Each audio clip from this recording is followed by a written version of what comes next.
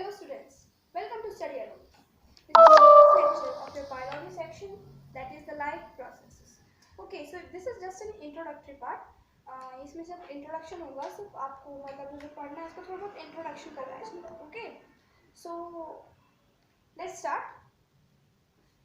Life processes होते क्या हैं? लाइफ प्रोसेस मतलब वो प्रोसेसेस जो हमारे लाइफ स्पैन के दौरान चलती रहती है. ओके, जो हमारे वो प्रोसेसेस जो कि हमारे सर्वाइवल के लिए ज़रूरी है. इस अर्थ पे सर्वाइवल के लिए वो प्रोसेसेस जो कि इस हमारे अर्थ पे सर्वाइवल के लिए बहुत ज़्यादा ज़रूरी है. ओके, सो अब इसके हम डेफिनेशन पे जाते हैं कि the maintenance activities or function of any organism to sustain their life on earth. Maintenance of activities or function of any organism, वो एक्टिविटीज जो कि ऑर्गेनिज्म परफॉर्म करता है इस अर्थ पे सस्टेन करने के लिए. So that is known as life processes. तो लाइफ प्रोसेसेस के बारे में अगर हम बात करते हैं तो एग्जांपल देखें. ऐसा तो देखो जैसे रेस्पिरेशन हो गया, एक्सक्रीशन हो गया, कंट्रोल कोऑर्डिनेशन के बारे में हम आगे बात करेंगे. और जैसे प्रोसेस की बात कर रहे हैं तो हम डाइजेशन ले लेते हैं, ट्रांसपोर्टेशन ले लेते हैं और बहुत सारी प्रोसेस होती हैं हमारे और हमारी बॉडी के अंदर. तो ये सब की बात हम कर लेते हैं. और इसकी बात जो रिप्रोडक्शन है, रिप्रोडक्शन हो गया, transportation, nutrition, growth, respiration, these are very important processes. Okay, ये बहुत ज़्यादा इंपॉर्टेंट प्रोसेसेस हैं. ओके, तो इनके बारे में हम आगे अच्छे से एक्सप्लेन करेंगे because it is just an introductory part. तो लिविंग थिंग्स के बारे में जो कैरेक्टर्स होते हैं डिफ्रेंशिएट करते हैं लिविंग थिंग्स के बारे में. देखो छोटी क्लासों से हम पढ़ते आ रहे हैं कि लिविंग थिंग्स और नॉन लिविंग थिंग्स होते क्या हैं. अब लिविंग थिंग्स क्या होते हैं? जो कि रिस्पॉन्ड कर सके, जो चल सके और वो कोई डाइजेशन शो कर सकें, एक्सक्रीशन शो करें, रिप्रोडक्शन शो करें and many more things. Okay, तो living things are those they can perform, they can move by themselves. Okay, they need air, water and food. Okay, हमें चाहिए होता है food, हमें नहीं, बहुत सारे ऑर्गेनिज्म जो कि लिविंग है उनको एयर, वाटर और फूड की ज़रूरत होती है. they can show growth. yes of course, organism जो ग्रोथ शो करें वही क्या होते हैं? Living organism. पर हम इसके बारे में आगे पढ़ेंगे कि ज़रूरी नहीं है जो ऑर्गेनिज्म ग्रोथ ही शो करें वो लिविंग ऑर्गेनिज्म है. ओके, पर अभी अगर हम कैरेक्टरिस्टिक बताते हैं लिविंग और नॉन लिविंग की तो हम इसे जस्ट कंसिडर करते हैं. Okay, they can respire, excrete, they can reproduce. Okay, अब हम बात करते हैं, चलो एक बार हम थोड़ा डिस्कशन करते हैं किसके ऊपर, लाइफ प्रोसेस के ऊपर. ओके, जो हम जैसे देखते हैं रिप्रोडक्शन है, रिप्रोडक्शन एक क्या है? Life process. Okay, life process है, उसके बारे में हम बात करते हैं. ऑर्गेनिज्म चलो छोटी सी बात करते हैं क्योंकि आपका एक चैप्टर भी है how to the organism reproduce, इसके बारे में हम अच्छे से बात करेंगे. पर हम बस थोड़ा सा बात कर लेते हैं क्योंकि रिप्रोडक्शन एक बहुत सारा इंपॉर्टेंट प्रोसेस है. ये क्या है? बहुत इंपॉर्टेंट प्रोसेस है जो कि हमारे लाइफ टाइम में होती है. ऑर्गेनिज्म बड़ा होता है. ऑर्गेनिज्म बड़ा होता है किस लिए होता है? मतलब उसके अंदर डेवलपमेंट आती है उसके अंदर. और ये सब कब तक होता है? एट द एज ऑफ 20 की एज तक ये सब होता है. उसके बाद सब कुछ डीजनरेट होना शुरू हो जाता है. पर 20 की एज तक ऐसा होता क्यों है? क्योंकि at the age of 20 the organism is, सिर्फ ह्यूमंस के बारे में बात करते हैं, at the age of 20 the organism is capable of reproduction. तो उससे क्या होता है? कंटिन्यूटी बढ़ती है. उससे क्या होता है? कंटिन्यूटी बढ़ती है. तो हम इतनी सिर्फ थोड़ी बात करेंगे रिप्रोडक्शन के बारे में क्योंकि इसका एक चैप्टर भी है, उस पर हम अच्छे से बात करेंगे. तो अब हम बात करते हैं nutrition. Nutrition is a process of consuming food का कंजप्शन एंड यूटिलाइजिंग न्यूट्रिएंट्स. और जो हमने फूड कंज्यूम किया और साथ में क्या करते हैं? न्यूट्रिएंट्स को यूटिलाइज करते हैं टू प्रिवेंट डैमेज. अब हमारी बॉडी के अंदर डैमेज तो होता ही रहता है. डैमेज होना तो हम उसको रिपेयर भी तो करना होगा ना. तो रिपेयर कैसे होंगे? वो न्यूट्रिशन को यूटिलाइज करने के बाद. ठीक है, न्यूट्रिशन के यूटिलाइजेशन के बाद वो डैमेज क्या होंगे? प्रिवेंट होंगे. और क्या होगी? हमारी बॉडी की ना रिपेयरिंग, ग्रोथ भी होगी. ठीक है, तो न्यूट्रिशन किसके लिए जरूरी है? मेटाबॉलिक प्रोसेसेस के लिए क्या है? जरूरी. क्या है? जरूरी. मेटाबॉलिक प्रोसेसेस क्या होती है? न्यूट्रिशन से कैरी आउट होती है. अब मेटाबॉलिक प्रोसेसेस होते क्या हैं? मेटाबॉलिक प्रोसेसेस होते हैं दो टाइप के. कितने टाइप के होते हैं? वही तो सुना सुना सा लगता है, पर इसके बारे में थोड़ा पता नहीं है। पर डोंट वरी, फिर सब कुछ पता लगेगा आपको, क्योंकि ये स्टडी अलोन। तो कैटाबॉलिक के बारे में बात करते हैं। कैटाबॉलिक क्या होता है? Break down of substances. क्या होता है? ब्रेक डाउन मतलब जो सब्सटेंस होते हैं उसमें मेटाबॉलिक में क्या आते हैं? दो पार्ट, कैटाबॉलिक और एनाबॉलिक। कैटाबॉलिक में क्या होता है? सब्सटेंसेस का ब्रेक डाउन होता है, और एनाबॉलिक में फॉर्मेशन होता है। ठीक है, तो इतनी बात समझ में आई? Very good. उसके बाद हम देखते हैं हाँ, न्यूट्रिशन हमने पढ़ लिया था, उसके बारे में थोड़ा पता लगा लिया था हमने, न्यूट्रिशन क्या होता है और हमारी बॉडी के अंदर क्यों ज़रूरी होता है। ठीक है, अब देखते हैं ऑर्गेनिज्म फूड दो तरीके से ऑब्टेन कर सकता है, ऑटोट्रॉपिक एंड हेटेरोट्रॉपिक। अब ये तो बहुत सुनी सुनी से वर्ड है, छोटी क्लास में बहुत पढ़ा है, पर अगर आपको याद नहीं है तो डोंट वरी, इसके बारे में हम पढ़ेंगे अच्छे से। ऑटोट्रॉपिक क्या होता है? ऑटो मतलब सेल्फ, और ट्रॉपिक मतलब synthesis.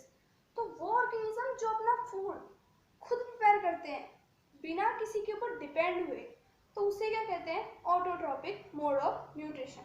So it is the mode of nutrition in which an organism synthesize food with the help of inorganic substances। अब inorganic substances जैसे CO2, water and sunlight, इसके प्रेजेंस में ऑर्गेनिज्म क्या करता है?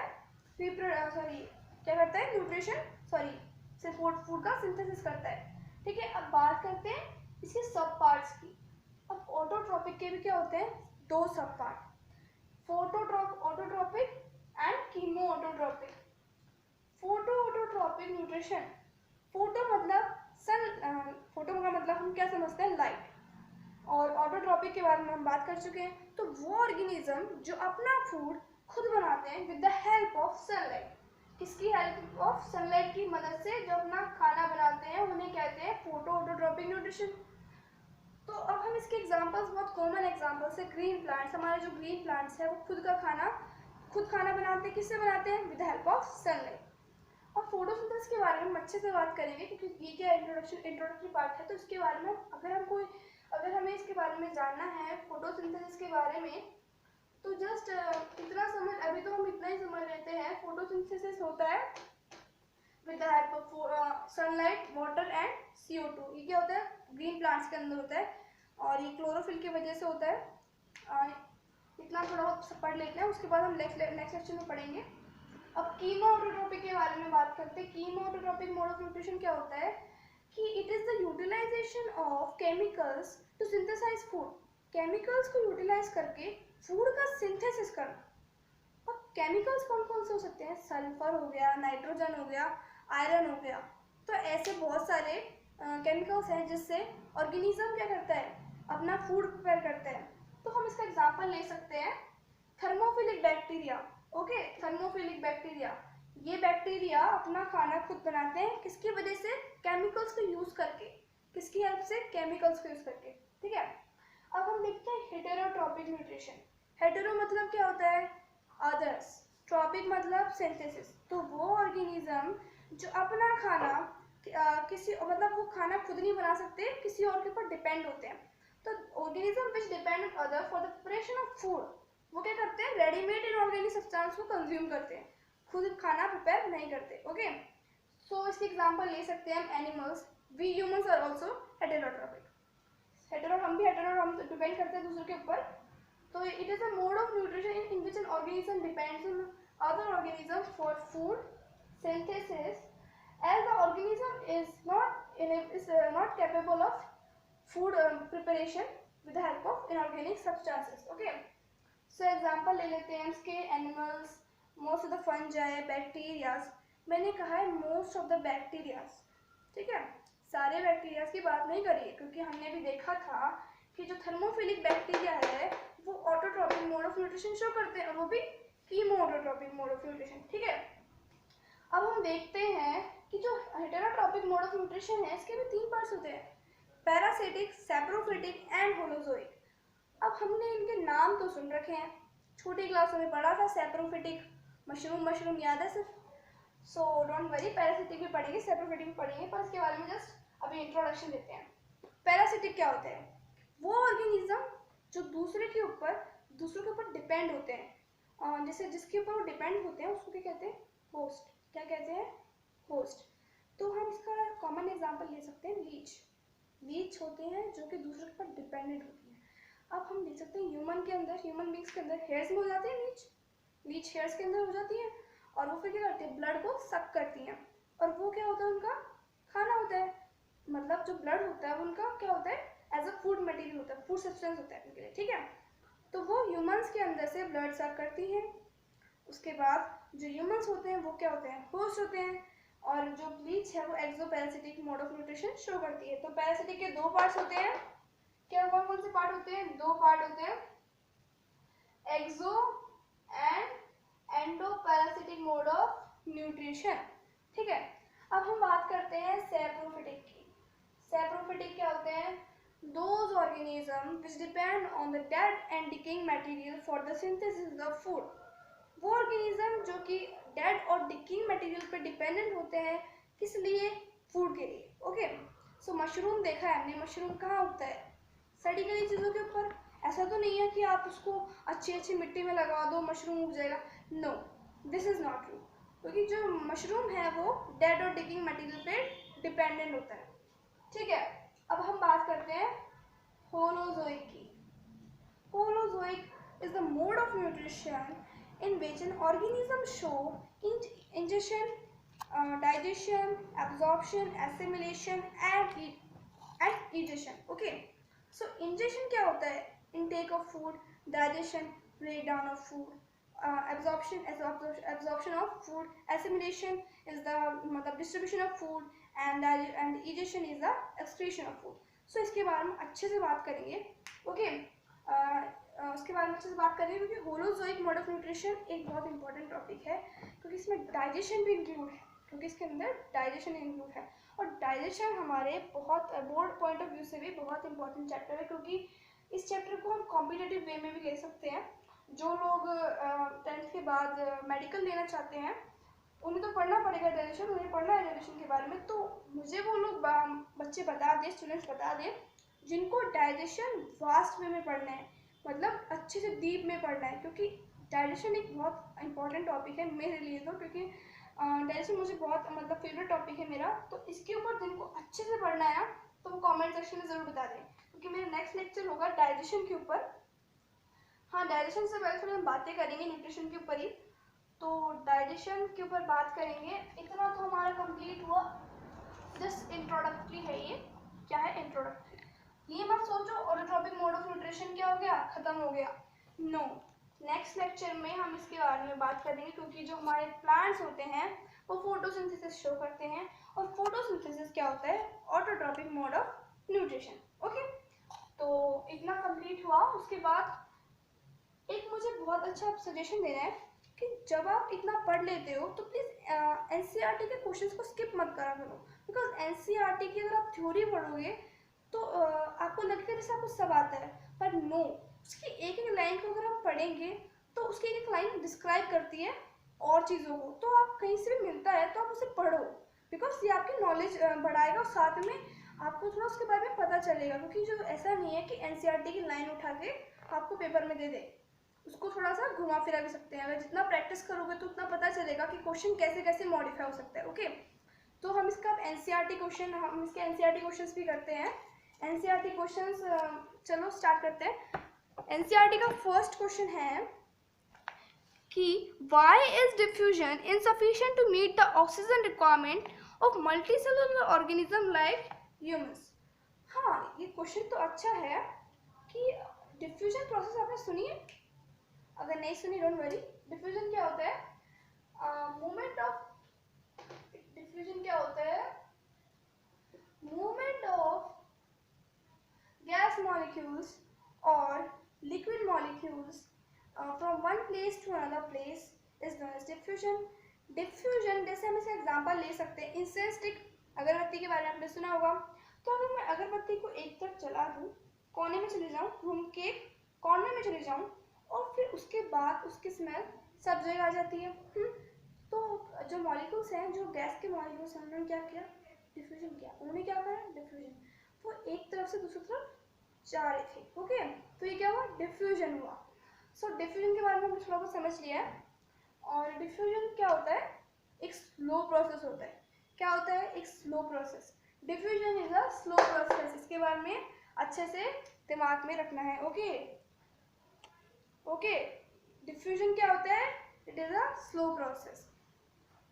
अब हम देखते हैं कि जो हमारे जो क्वेश्चन क्या था, मल्टी सेलुलर ऑर्गेनिजम्स के अंदर डिफ्यूजन क्यों नहीं हो सकता, मतलब ऑक्सीजन रिक्वायरमेंट डिफ्यूजन से क्यों फुलफिल नहीं हो सकती? तो इसका एक सिंपल सा आंसर है कि जो यूनिसेलुलर ऑर्गेनिजम्स होते हैं उनकी जो मेम्ब्रेन होती है वो सराउंडिंग की क्या होती है? डायरेक्ट कांटेक्ट में होती है। तो डिफ्यूजन तो आसान हो गया। और ऊपर से उनकी जो उनका जो बॉडी, मतलब जो हम बॉडी तो नहीं कह सकते, सेल होता है यूनिसेलुलर सेल। सी हमारी बॉडी, उसके अंदर बहुत सारे सेल और उसमें से भी जस्ट एक सेल। तो वो ऑर्गेनिजम्स, यूनिसेलुलर ऑर्गेनिजम्स जो होते हैं वो सिर्फ एक सेल से बने होते हैं। कितने सेल से बने होते हैं? एक सेल से। और जो मल्टी सेलुलर होते हैं वो एक से ज्यादा सेल से बने होते हैं। तो इतना छोटी सी बात तो आप दिमाग में रख सकते हो। गुड। तो उसके बाद हम देखते हैं यूनिसेलुलर ऑर्गेनिजम्स के। जो यूनिसेलुलर ऑर्गेनिज्म होते हैं वो डिफ्यूजन कर लेते हैं। क्यों कर लेते हैं? क्योंकि जो उनकी बॉडी होती है, मतलब उनका जो क्या कहते हैं सरफेस होता है ना, वो बहुत छोटा होता है, बहुत छोटा होता है। तो उसके अंदर तो डिफ्यूजन पॉसिबल हुआ, उसके अंदर तो हो सकता है। पर हम जैसे humans, like we humans are very complex structure, हमारा जो स्ट्रक्चर है बहुत कॉम्प्लेक्स है, उसके अंदर डिफ्यूजन कैसे होगा? क्योंकि जो हमारी तो बॉडी है, हमारी जो बॉडी के सेल्स है वो डायरेक्ट कांटेक्ट में नहीं होते सराउंडिंग में। क्या नहीं होते? डायरेक्ट कांटेक्ट में नहीं होते। और हमारी बॉडी ऊपर से क्या है? बहुत कॉम्प्लेक्स स्ट्रक्चर है। तो उसके अंदर डिफ्यूजन कैसे होगा? तो diffusion is not possible in humans because of the complex body structure as well as it is not in the direct contact of surrounding. Surrounding के डायरेक्ट कॉन्टेक्ट में नहीं होती। तो इसका एक आसान सा लॉजिक लगाया हमने। 2 पॉइंट्स में इस क्वेश्चन को खत्म कर सकते हैं, पर इसको पॉइंट्स में एक्सप्लेन नहीं करना। बोर्ड लेवल में इसको पॉइंट्स में एक्सप्लेन नहीं करना, इसको थोड़ा सा पैराग्राफ वाइज आपको डिस्क्राइब करना होगा। छोटी मोटी बातें भी बोर्ड में स्किप नहीं करनी, क्योंकि अगर आप स्किप करोगे, अगर आप पॉइंट में बनाओगे लाइक दिस कि surface area is more in humans, तो ये आपका काम नहीं करेगा, ये आपका क्या नहीं करेगा? काम नहीं करेगा। तो हमें इसको अच्छे से डिस्क्राइब करना है। Now the second question is what are the criterias? See let me read the question. What criteria do we use to decide while something is alive or not? हम कौन कौन से क्राइटेरिया डिसाइड करते हैं कि कोई चीज जिंदा है या फिर नॉन लिविंग? सो इसके बारे में तो हमने स्टार्टिंग में बात कर ली थी। हमने इसके बारे में क्या कर ली थी? स्टार्टिंग में बात कर ली थी। तो लिविंग थिंग्स क्या होती हैं? जो कि मूव कर सके, जो कि रिप्रोड्यूस कर सके, जो कि एक्सक्रीट कर सके, जो कि स्टिमुलस पर रिस्पॉन्ड कर सके।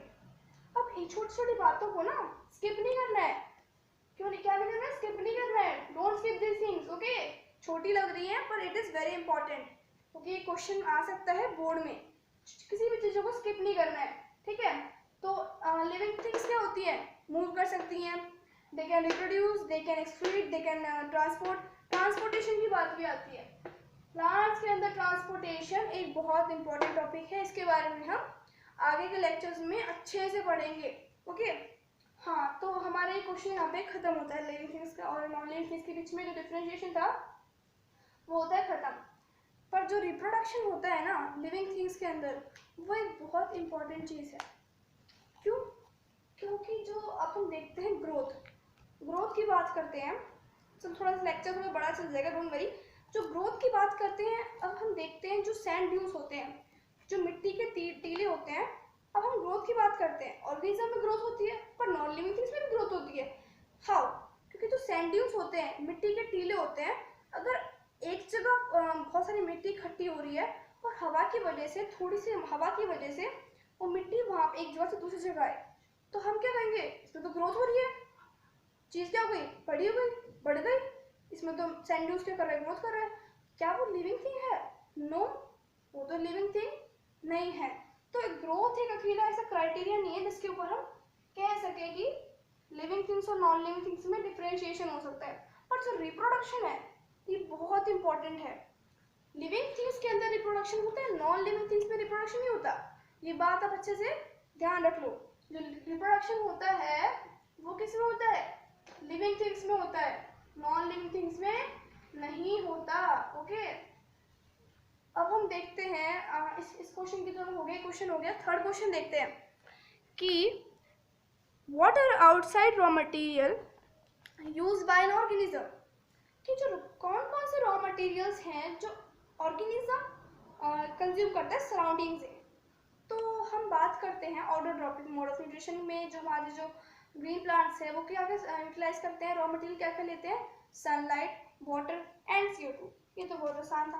अब सेकंड क्वेश्चन क्या, जो हम हैं like heterotrophic mode of nutrition की बात करते हैं, जो हेटेरोट्रॉपिक मोड ऑफ न्यूट्रिशन जो शो करते हैं वो क्या लेते हैं रॉ मटेरियल, वो रॉ मटेरियल नहीं लेते, वो तो रेडीमेड या इनऑर्गेनिक सब्सटेंस ले लेते हैं। वो उसके लिए रॉ मटेरियल कुछ नहीं है, क्योंकि वो जो ऑर्गेनिजम्स हैं वो इनऑर्गेनिक सब्सटेंस जो कि रेडीमेड प्लांट से प्रिपेयर कर रखा है, या फिर कह दो किसी ऑर्गेनिज्म जो कि autotrophic mode of nutrition show करता है उसने रेडीमेड प्रिपेयर कर रखा, रेडीमेड बना रखा है इनऑर्गेनिक सब्सटेंस, वो क्या कर रहा है, डायरेक्टली कंज्यूम कर रहा है। तो हेटेरोट्रॉपिक मोड ऑफ न्यूट्रिशन के अंदर हम देखते हैं उनका रॉ मटेरियल क्या है, रेडीमेड इनऑर्गेनिक सब्सटेंस। ओके, तो अब हम बात करते हैं थर्ड वन की, लाइक ह्यूमंस। ह्यूमंस की बात छोड़ो, हम बात करते हैं कि जो ऑर्गेनिजम्स एयर लाइक ऑक्सीजन की रिक्वायरमेंट होती है, किस लिए होती है, break down of substances, like ये रेस्पिरेशन के अंदर होता है। ब्रेक डाउन ऑफ फूड किसके लिए, किसकी वजह से होता है, ऑक्सीजन की वजह से होता है। तो ऑक्सीजन की वजह से क्या होता है, ब्रेक डाउन ऑफ फूड, क्या होता है, ब्रेक डाउन ऑफ फूड। तो ऑक्सीजन क्या हुई, रॉ मटेरियल, क्या हुई, raw material, oxygen is raw material, क्या हुई, raw material. Okay, so this question is solve. Now the fourth question is what processes would you consider essential in life, sorry, what process would you consider essential for maintaining life, maintain life के maintenance के लिए कौन कौन से processes essential है। तो इसकी बात तो हमने हमारी डेफिनेशन के अंदर छुपी हुई है कि द मेंटेनेंस एक्टिविटीज और function of any organism to sustain the life on earth, like reproduction, growth, nutrition, transportation, reproduction and digestion.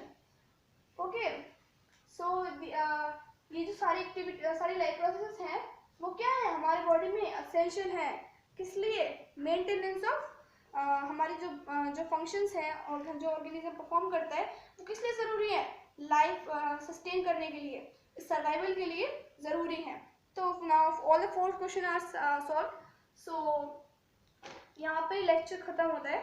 Next lecture में हम इसके बारे में थोड़ा सा और पढ़ेंगे, because this was an introductory part of this chapter, and next lectures में इसके हम थ्योरी पार्ट के साथ साथ क्वेश्चन भी करेंगे ताकि हमारी एक ग्रिप बनी रहे, ठीक है। One suggestion is there, whenever you read the NCERT, आप एनसीईआरटी पढ़ने के बाद जो क्वेश्चंस होते हैं उनको स्किप नहीं करना है, और उससे जो आपने एग्जाम्पल आपने परचेज कर रखी होगी, एग्जाम्पल में क्या होता है, ऑब्जेक्टिव क्वेश्चंस होते हैं, क्योंकि अब पैटर्न थोड़ा चेंज हो गया है, 10th में भी ऑब्जेक्टिव क्वेश्चंस आते हैं। तो आप एग्जाम्पलर सॉल्व करोगे तो उसमें थोड़ा सा आपको पता चल जाएगा कि जो बोर्ड लेवल में क्वेश्चन आएंगे वो ऑब्जेक्टिव भी हो सकते हैं। तो आप साथ के साथ क्वेश्चन करते रहो, अगर कोई डाउट आता है तो कमेंट सेक्शन में बताओ, आपका doubts as soon as possible solve किया जाएगा। Thank you, that's all for today.